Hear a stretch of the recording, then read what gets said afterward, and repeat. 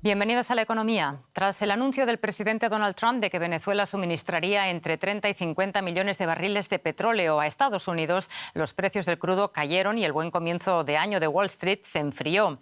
El secretario de Estado estadounidense, Marco Rubio, afirmó que la prioridad ahora es estabilizar a Venezuela y evitar que el país caiga en el caos, utilizando como principal herramienta la presión ejercida a través de sanciones y el control del petróleo venezolano que no puede exportarse. Tienen petróleo que está atascado en Venezuela por nuestra cuarentena y las sanciones. Tomaremos entre 30 y 50 millones de barriles de petróleo y los venderemos a precio de mercado, no con los descuentos que tenía Venezuela. Nosotros controlaremos ese dinero para que se distribuya de forma que beneficie al pueblo venezolano, no a la corrupción ni al régimen. Así que tenemos mucho margen para avanzar hacia la estabilización. Y la Casa Blanca asegura que las decisiones de Venezuela serán dictadas por Washington. Vamos a comentar este asunto con nuestro compañero allá en Nueva York, Argemino. ¿Qué tal? Saludos. ¿Qué más detalles conocemos hasta el momento?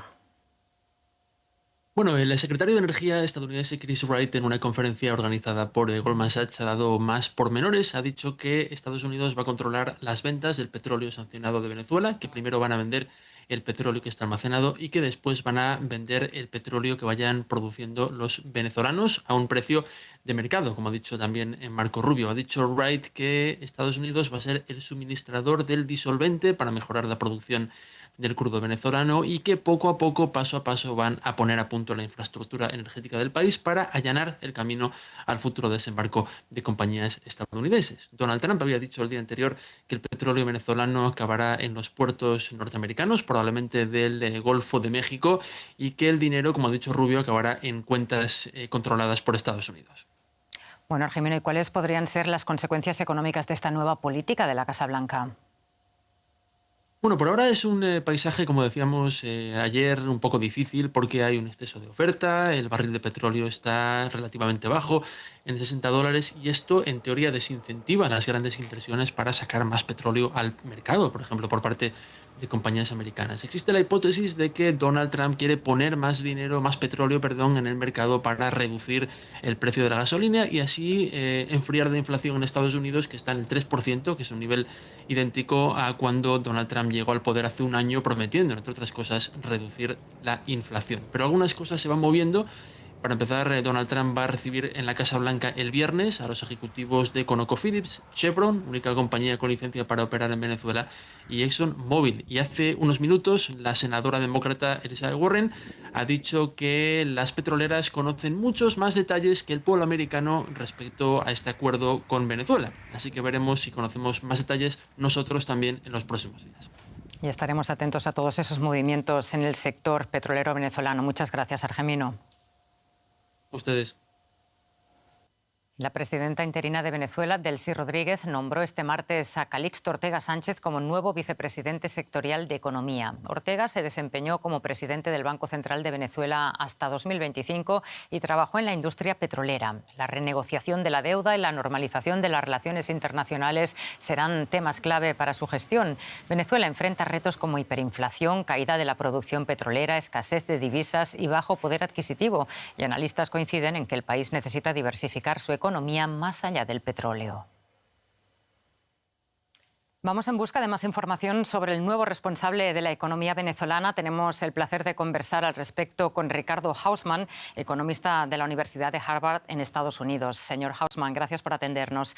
¿Cómo interpreta usted el nombramiento de Calixto Ortega como cabeza del equipo económico del gobierno de Delcy Rodríguez? Bueno, que es la continuación del chavismo. Este es el señor que fue presidente del Banco Central de Venezuela durante la hiperinflación más grande que el mundo haya conocido en los últimos 80 años, por lo menos.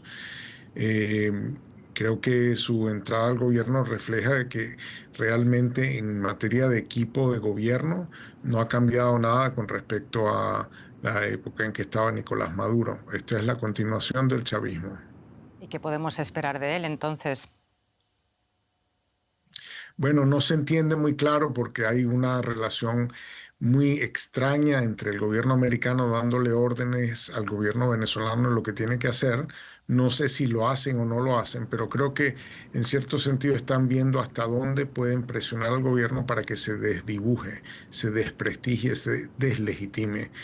Creo que en eso estaría bien, pero en todo caso La situación económica venezolana está muy mal y las dinámicas de los últimos días, más que una recuperación, anuncian un deterioro de la situación interna. Ya el tipo de cambio se despegó en el día de hoy y de ayer. El dólar en el mercado negro está más del doble que en el mercado oficial y está algo así como 7 veces por encima de donde estaba hace un año. ¿Qué significa para Venezuela el hecho de que la Casa Blanca quiera controlar las ventas de petróleo venezolano? Bueno, eso solamente se entiende en el contexto en el que están presionando un gobierno que lo quieren coercionar, pero eso lo que quiere decir es que Venezuela no va a poder funcionar como una economía normal hasta que no se restituya la democracia en Venezuela. El gobierno americano ha dicho que quiere primero estabilidad, segundo recuperación y tercero democracia o transición a la democracia. Yo creo que no puede haber recuperación sin una transición a la democracia, porque el colapso venezolano es producto de que a los venezolanos le quitaron todos sus derechos.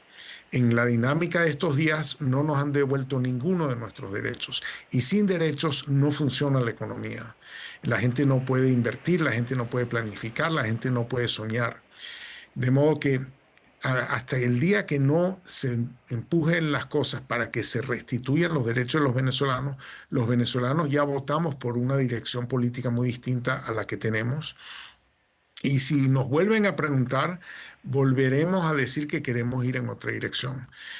Pero ese gobierno que tenemos, esta dictadura que hay en Venezuela, ha llevado a este desastre y no creo que con pura coerción norteamericana, sin la participación de la sociedad civil, sin la participación del talento venezolano, no creo que se pueda recuperar la economía del país.